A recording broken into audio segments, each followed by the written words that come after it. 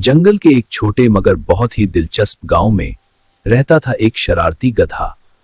वो गधा न सिर्फ बहुत दोस्ताना नजर आता था बल्कि अपने दोस्तों के साथ खेल खेलने में भी माहिर था। लेकिन इसकी एक आदत थी, एक ऐसी आदत जो जंगल के सब जानवरों के लिए हमेशा हैरानी और कभी कभी परेशानी का सबब बनती है। आज भी जंगल में एक छोटे नाजुक खरगोश की जिंदगी थोड़ी साहम में थी। गधे ने बड़े प्यार से खरगोश को अपने पास बुलाया। कुछ देर तक उससे इधर उधर की बातें करता रहा और फिर उसे गाफिल पाते ही एक जोरदार लात मार दी। बेचारा छोटा सा खरगोश भारी भरकम गधे की जोरदार लात पड़ते ही गेंद की तरह उछलकर दूर जा गिरा। कई पसलियां टूट जाने से वो बुरी तरह तड़पने और करपने लगा। अपनी इस शरारत पर गधा बहुत ही खुश हुआ और जोरदार ठट्ठा लगाता हुआ एक तरफ को चला गया। गधे की ये शरारती आदत बहुत पुरानी थी।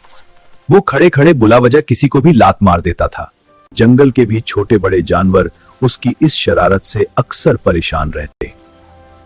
कुछ बुजुर्ग और जहांदीदा गधों ने कई बार समझाया भी, लेकिन वो अपनी हरकतों से बाज नहीं आया। इसी तरह की बातों से वो नसीहत करने वालों को बेवकूफ बनाकर मन ही मन बहुत खुश होता है। इसकी ये याराना मुस्कुराहट भरी बातों से वो इसकी शरारत को ताड़ जाते और समझाते। बरखुदार, रिश्ते में हम तुम्हारे बाप हैं। अपनी नाराजगी का इजहार करने के लिए लात मारना हमारी फितरत है, लेकिन बिला वजह किसी को भी लात मार देना शरारत है, बुरी आदत है। बुरी आदत है। अब भी वक्त है इस बुरी आदत को छोड़ दो, वरना तुम तो जानते ही हो कि हर बुरी आदत का अंजाम बुरा ही होता है। बुजुर्गों की इस नसीहत पर गौर करने के बजाय गधे ने अपना पैर उठाकर उन पर भी घुमा दिया, और अगर नसीहत करने वाले वो बुजुर्ग तेजी से एक तरफ ना हट जाते तो उसकी लात सीधी उनकी थूथनी पर पड़ती। फिर भला गधे की लात खाने के लिए बुजुर्ग वहां कैसे ठहर सकते थे। पहली दोस्ती से ही सबके सब ढींचूम करते हुए 9-2-11 हो गए। एक दिन गधे ने एक लोमड़ी को देखकर बड़े प्यार से कहा, आओ बहन, मेरे पास आओ, बहुत दिनों बाद मिले, थोड़ी देर प्यार भरी बातें करेंगे। लोमड़ी आखिर लोमड़ी थी, होशियारो दिमागदार, उसकी मकारी में भला कैसे आती। वो उसकी झांसा देकर लात मारने वाली आदत से बखूबी वाकिफ थी। गधे की बात सुनते ही वो उसे देखते हुए बड़े प्यार से मुस्कुराई और दिल में सोचा, कमबख्त तू, मुझे क्या सिखाता है, मन नहीं हिला रहा। मैं खुद तुझे आज ऐसा सबक दूंगी कि जिंदगी भर के लिए अपनी ये लात मारने की आदत भूल जाएगा। लोमड़ी दिल ही दिल में सोच रही थी, तेरी इस बुरी आदत से दूसरे कमजोर जानवरों को हमेशा के लिए छुटकारा मिल जाएगा। ये सोचते ही लोमड़ी ने अपने चारों तरफ देखा, फिर दिल ही दिल में मुस्कुराते हुए बड़े प्यार से गधे से बोली, मेरे गधे भैया, मैं बहुत दूर से आ रही हूँ और बहुत ही थकी हुई हूँ। मेहरबानी करके तुम ही अपनी इस बहन के पास आ जाओ। इतना कहकर लोमड़ी लड़खड़ाते डगमगाते कदमों से चलकर सहारा लेने के लिए एक बहुत ही बड़े पत्थर से टिक गई। मुझे बहुत कमजोरी महसूस हो रही है।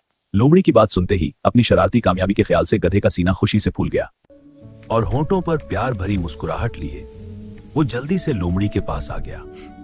लोमड़ी को गाफिल रखने के लिए कुछ देर तक वो उससे बहुत ही मीठी मीठी बातें करता रहा। हाँ, बिल्कुल फिक्र मत करो। फिर आदत के मुताबिक अचानक ही लात मारने के लिए उसने अपना पैर पूरी ताकत से लोमड़ी की तरफ घुमा दिया।